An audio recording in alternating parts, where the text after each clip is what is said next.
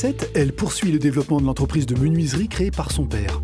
Audacieuse, passionnée par l'innovation et le développement du capital humain, Emmanuelle Legault, directrice générale de Cadio Industries, et cette semaine, l'invité business. Emmanuelle Legault, bonjour. Bonjour. Merci d'avoir accepté notre invitation dans le fauteuil de l'invité business. Vous êtes présidente de Cadio Industries, leader français de la fabrication de portails, clôtures et garde-corps en aluminium sur mesure.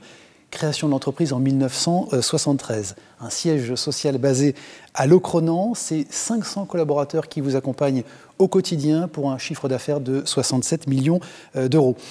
Emmanuelle Legault, alors impossible, en tout cas compliqué de commencer cette interview sans évoquer, bien sûr, la personnalité de votre papa, Ronan Cadio, qui est évidemment à l'origine et créateur de cette entreprise. Peut-être d'abord, quel souvenir d'enfance vous gardez de lui comme entrepreneur? Le souvenir, ce sera peut-être ça, on est toujours en vie, mais sa moustache. C'était quelqu'un qui était extrêmement bon, qui était un très bon chef d'entreprise et qui est toujours extrêmement bon, mais qui essayait d'impressionner en faisant ses yeux noirs et sa moustache. Et je pense que c'était un entrepreneur innovant, extrêmement respectueux de son personnel, extrêmement respectueux de ses clients et qui m'a transmis cette volonté de toujours respecter énormément les gens avec qui on travaille et pour qui on travaille. Il a commencé d'ailleurs sa carrière d'entrepreneur très jeune, à 16 ans, puisqu'il devait rejoindre son père qui avait eu un accident de travail et il devait donc reprendre l'entreprise quasiment ou accompagner son père. Oui, c'est ça. En fait, j'ai demandé d'ailleurs la semaine dernière quand est-ce que l'entreprise avait vraiment été créée, parce qu'elle a été créée en 1949 exactement, par mon grand-père qui était également menuisier charpentier à Locronan. Et donc mon père a dû reprendre la société parce que mon grand-père a eu un accident de travail qui l'a rendu handicapé de ses jambes. Et donc mon père a repris le flambeau de son père et en a fait une très belle PME que j'ai repris en 2007. Il y avait déjà 150 salariés. Il est passé de 2 personnes, 2 ouvriers avec qui je mangeais tous les midis, qui dormaient dans la sciure de bois dans une ancienne école que mon père avait rachetée, pour en faire une très belle PME de 150 collaborateurs. Et aujourd'hui, qui compte 500 personnes. Bon, en 2007 justement, vous parliez de transmission de ce flambeau. Dans quel contexte se passe cette transition ? Alors ça s'est fait dans un contexte compliqué parce que c'était la crise Lehman Brothers. Moi j'y travaillais depuis 3 ans, mon beau-frère et mon conjoint y travaillaient depuis plus de 10 ans déjà, donc ils la connaissaient très bien. Bon, moi j'y étais née, j'y avais joué dans les palettes et j'y avais travaillé l'été, mais c'était un contexte compliqué parce que les banquiers, l'entreprise avait un BFR très important, un besoin de trésorerie, un besoin de fonds de roulement très important, et donc c'était compliqué par rapport aux banquiers de trouver, pour lever la dette. C'est pas parce qu'on est héritier d'une société qu'on nous la donne. En fait, on a le droit de l'acheter en premier, mais on doit l'acheter. Une entreprise s'achète. Et donc, quand on a racheté cette entreprise, on avait un contexte économique difficile, mais les banquiers de l'époque, le CIC, la Banque Populaire, le Crédit Mutuel, nous ont fait confiance à la 3e génération et ils nous ont accompagnés. Donc, ça s'est fait... on s'est battu. Clairement, on s'est battu. On a voulu prouver à mes parents, mon père et ma mère, qu'on était capable, et à nos banquiers qu'on était capable de rembourser le LBO, et ce qu'on a fait avec facilité. En 4 ans, on avait remboursé notre première LBO. Un groupe familial, justement, avec des valeurs de clan, de tribu, une gouvernance d'ailleurs, et vous l'évoquez, à 3 personnes, 3 personnalités, avec Anthony Billan, justement, et Jean-François Legault. C'est original, mais est-ce que c'est facile tous les jours d'avoir 3 capitaines dans le même bateau ? Alors c'est original, c'est vrai qu'on a eu de la chance, j'aurais pu me marier avec un banquier et ma sœur aurait pu se marier avec un agriculteur. Mon beau-frère était ingénieur en production, mon mari était commercial et moi j'ai fait tout ce qui est système d'information, contrôle de gestion, organisation logistique dans mes études, donc on a eu beaucoup de chance d'être un triangle très complémentaire. Ensuite on s'est entouré d'un comité de pilotage, donc aujourd'hui la société n'est plus dirigée par 3 personnes mais par une dizaine de personnes. Moi je parle beaucoup en douzaine de crêpes. Donc on a à peu près 12 personnes au comité de pilotage où l'ensemble de l'entreprise est représenté. On travaille beaucoup sur l'intelligence collective et également le partage d'avis différents, la franchise, l'authenticité des relations, et tout le monde a le droit de donner son point de vue. Ce n'est plus une entreprise dirigée par ni une personne ni 3 personnes, mais par un groupe de personnes. Une entreprise justement qui fabrique 100% français, vous le revendiquez.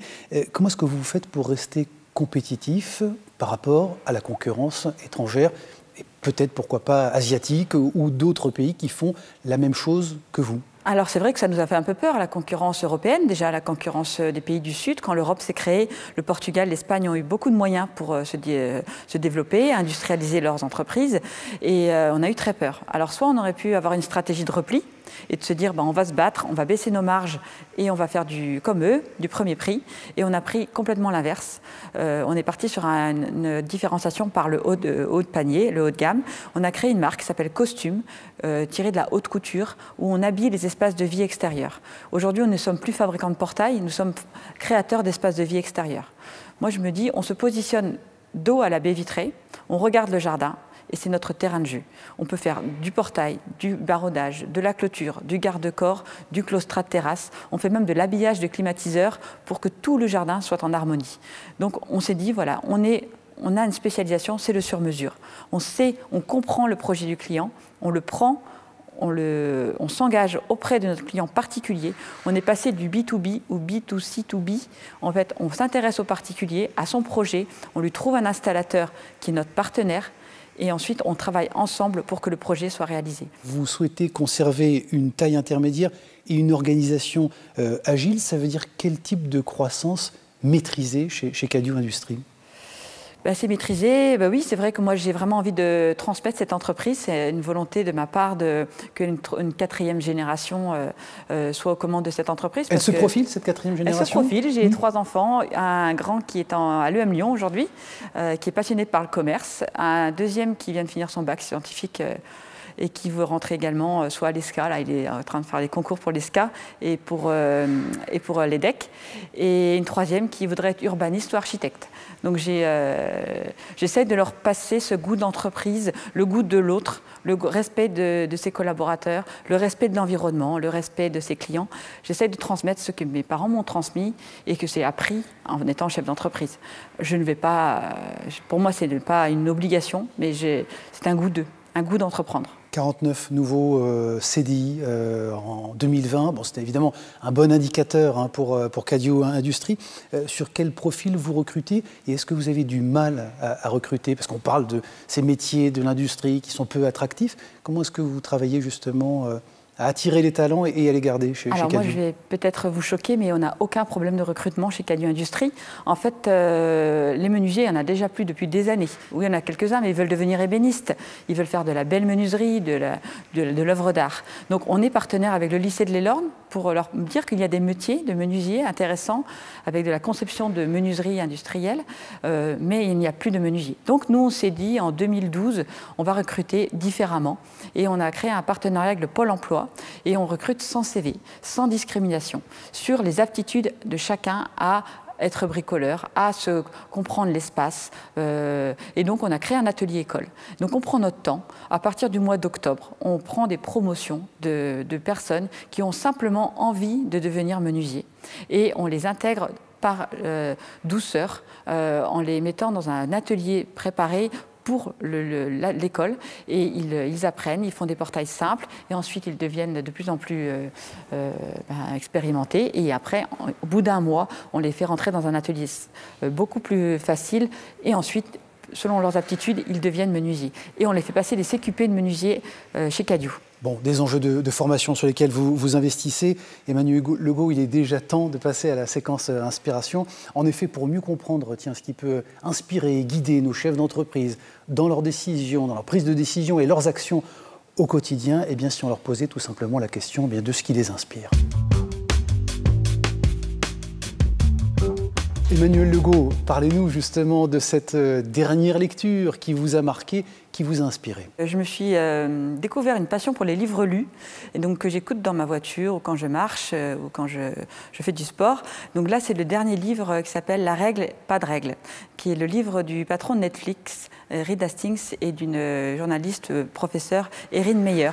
C'était l'époque Apple, là et maintenant il y a l'époque Netflix à la Silicon Valley. Et donc la règle, c'est qu'il n'y a pas de règle, et je trouve que c'est très inspirant. Ils partent sur 2 lettres, L et R, liberté, responsabilité. Le fait de prendre des personnes performantes dès le début, soit par un recrutement ou de les former, de leur faire confiance, et en fait qu'ils passent leur temps à faire le bien de votre entreprise. Je trouve que c'est un précepte qui me plaît énormément et qui me conforte dans mon management. Voilà, l'autonomie, la responsabilisation. Un voyage, un déplacement géographique qui vous a marqué, qui vous a constitué? Alors, grâce à l'APM, j'ai fait un voyage apprenant en Finlande, à Helsinki, et j'ai rencontré des entreprises qui travaillaient sur l'intelligence collective. Et je me rappelle de cette visite d'entreprise où on a tous enlevé nos chaussures pour entrer dans la salle de réunion. Il y en avait qui avaient des trous dans leurs chaussettes, c'était pas trop grave, il n'y avait pas de table de réunion, et on s'est tous mis dans un cercle, et on a tous parlé entre nous, sans autorité, sans hiérarchie obligatoire, sans le patron au bout de la table et le PowerPoint de l'autre côté. J'ai trouvé ce voyage extrêmement enrichissant. La dernière rencontre ou personnalité qui vous a marqué, qui vous a inspiré? Alors moi j'ai un ami qui s'appelle Daniel Sauvager, qui a créé Ecomiam. Donc il est avec moi à l'APM, et ce monsieur m'inspire. Il a créé un réseau de franchisés, de personnes, d'entrepreneurs qui veulent révolutionner le surgelé, et ça marche à fond. Et donc c'est quelqu'un qui m'inspire énormément.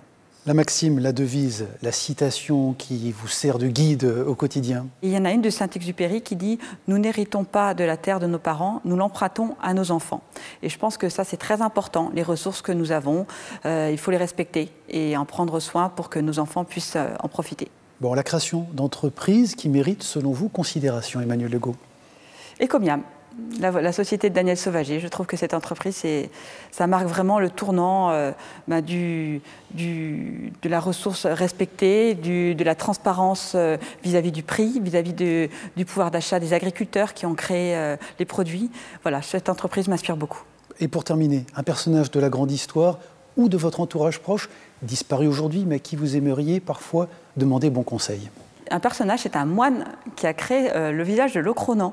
Il a été extrêmement fort, il s'appelait donc Ronan, et il a quand même inspiré toute notre légende. À Locronan, on a une légende qui s'appelle la Troménie, la légende de Ronan, et il a réussi à traverser ces siècles. C'était un excellent, à mon avis, prof de marketing, et j'aurais bien voulu le comprendre. Il est né dans le 7e ou 9e siècle.